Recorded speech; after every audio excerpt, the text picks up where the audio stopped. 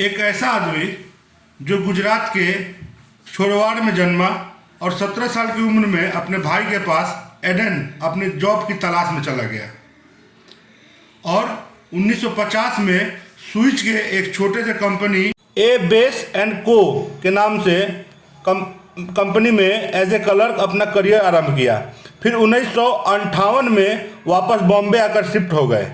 फिर 1977 में उन्होंने अपनी कंपनी का आईपीओ निकाला और गुजरात और महाराष्ट्र के छोटे बड़े शहरों मध्यम वर्गीय आदमियों के पास अपने कंपनी के शेयर को बेचा मात्र 10 रुपये में। फ्रेंड्स, आज हम लोग बात करने वाले हैं एक ऐसे व्यक्ति के बारे में जिन्होंने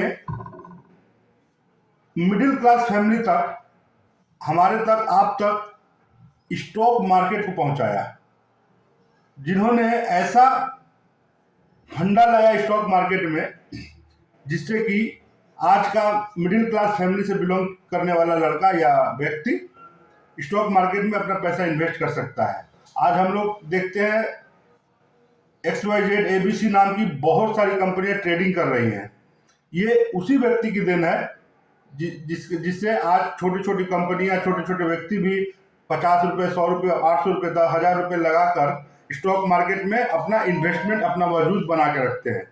तो फ्रेंड्स, हम बात कर रहे हैं धीरू भाई अंबानी की, जिन्होंने जन मिडिल क्लास के फैमिली तक भी अपने स्टॉक मार्केट को पहुंचाया।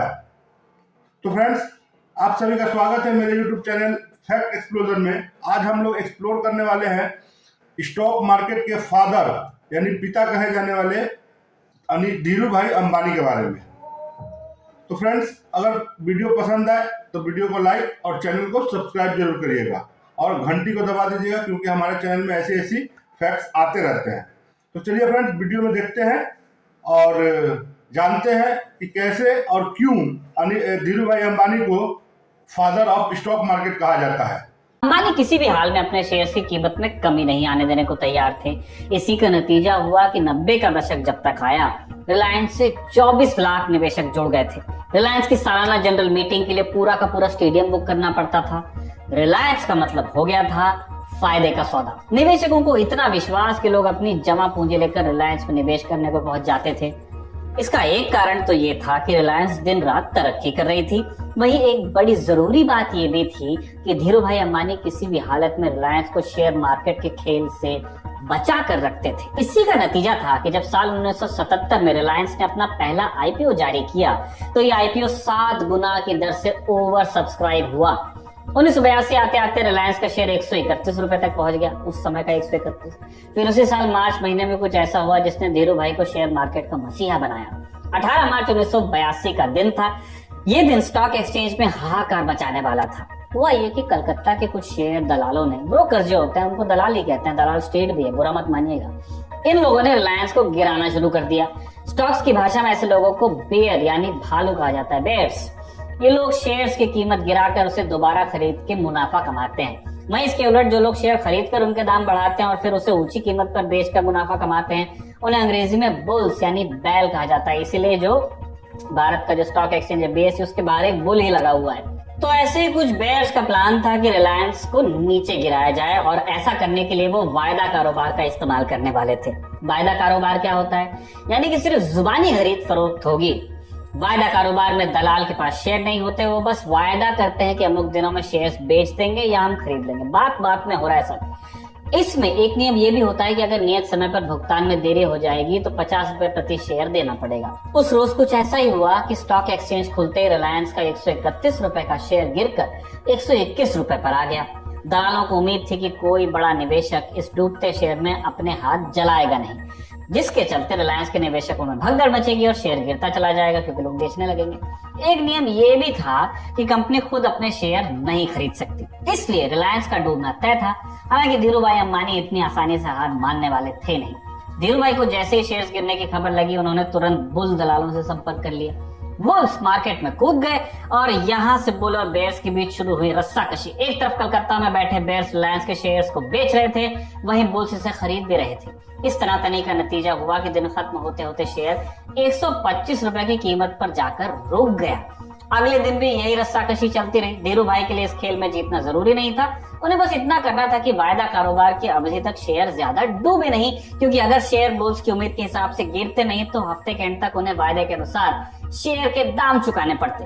अगले कुछ दिनों तक बुल्स ने धड़ाधड़ शेयर खरीदे। चंद दिनों के भीतर ही रिलायंस के 11 लाख शेयर बिक गए और इनमें से 8.5 लाख के करीब अंबानी के दलालों ने खरीद ली।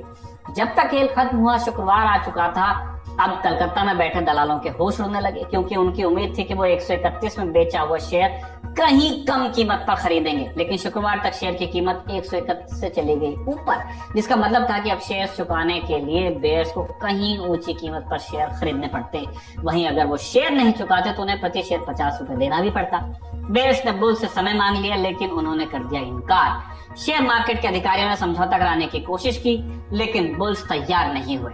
धीरू भाई बेयर्स को अच्छा सबक सिखाना चाहते थे, लिहाजा अगले 3 दिनों तक जिस कीमत पर भी रिलायंस के शेयर उपलब्ध थे खरीद लिए गए। हालात ऐसे बने कि 3 दिनों तक शेयर मार्केट खुलते ही बंद हो गया।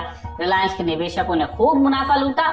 10 मई 1982 तक रिलायंस का शेयर आसमान को छूने लगा। उस वक्त समय के हिसाब से धीरू भाई अंबानी स्टॉक मार्केट के बन गए मसीहा और रिलायंस टेक्सटाइल इंडस्ट्रीज निवेशकों को सोने के अंडे देने वाली मुर्गी या कंपनी बन गई। गीता पिरामल अपनी किताब बिजनेस महाराजास में इस किस्से का जिक्र करते हुए लिखती हैं, इस किस्से ने धीरू भाई को लेजेंड बना दिया। वो स्टॉक मार्केट के लिए मसीहा बन गए, लेकिन इसलिए नहीं कि उनकी वजह से बाजार 3 दिन तक बंद रहा, और इसलिए भी नहीं कि उन्होंने बिकवाली दलालों को अपने सामने नतमस्तक करवा दिया। यकीनन ये बड़ा हौसले वाला काम था, लेकिन जो बात उन्हें मसीहा बनाने वाली साबित हुई थी वो ये थी कि आम निवेशकों ने उनमें भरोसा करना सीख लिया।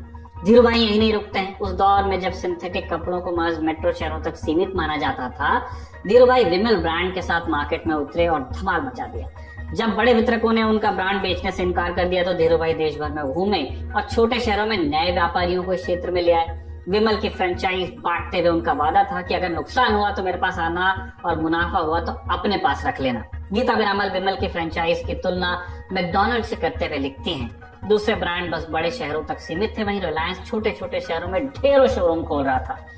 एक समय ऐसा भी आया जब एक दिन में विमल के 100 शोरूम्स का उद्घाटन हुआ। गीता पिरामल आगे लिखती हैं, मुंबई के मूलजी जेठा बाजार में पॉलिएस्टर को चमक कहा जाता है। धीरू भाई अंबानी उस चमक के चमत्कार थे। हालांकि इस चमक में कई स्याह पहलू भी थे। धीरू भाई अंबानी पर कई बार इल्जाम लगा कि उन्होंने सरकार से नजदीकी बनाकर लाइसेंस राज का फायदा उठाया। खुद धीरू भाई अंबानी ने कहा, सरकारी तंत्र में अगर मुझे अपनी बात मनवाने के लिए किसी को सलाम भी करना पड़े तो मैं दोबारा सोचूंगा नहीं। इसके बावजूद इसमें कोई शक नहीं कि रिलायंस भारत में औद्योगिक क्रांति का एक महत्वपूर्ण चैप्टर लिखती है, जिसका पूरा श्रेय धीरू भाई अंबानी को जाता है।